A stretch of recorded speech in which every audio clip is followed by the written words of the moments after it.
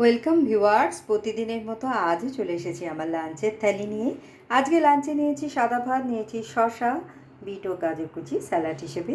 প্রথম পাতে খাওয়ার জন্য নিয়েছি আর মাছের মাথা ও বেগুন আলু চচ্চড়ি।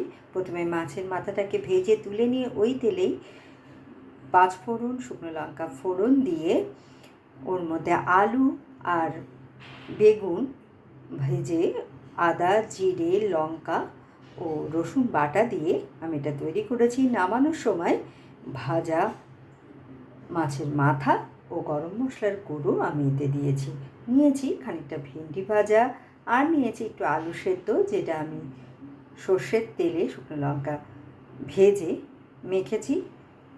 এগুলোর সাথে খাওয়ার জন্য নিয়েছি তিতর ডাল, যেটা আমি উচ্ছে ও পাঁচফোড়ন দিয়ে রান্না করেছি। নামানোর সময় একটু আদা বাটা আমি এতে দিয়েছি।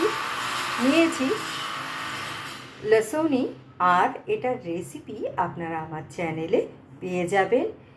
এর মধ্যে আমি একটু রসুনের ব্যবহার বেশি করেছি আর দিয়েছি একটু টমেটো বাটা, পেঁয়াজ কুচি ও দুরকম সর্ষে বাটা। আর নামানোর সময় একটু ধনেপাতা কুচি দিয়ে এটা নামিয়েছি। আর শেষ পাতে খাওয়ার জন্য নিয়েছি বোঁদে রায়তা। তো কেমন লাগলো আপনাদের আমার এই লাঞ্চের থালিটা? ভালো লাগলে লাইক, শেয়ার এবং সাবস্ক্রাইব করবেন আমার চ্যানেলকে। Thank you for watching.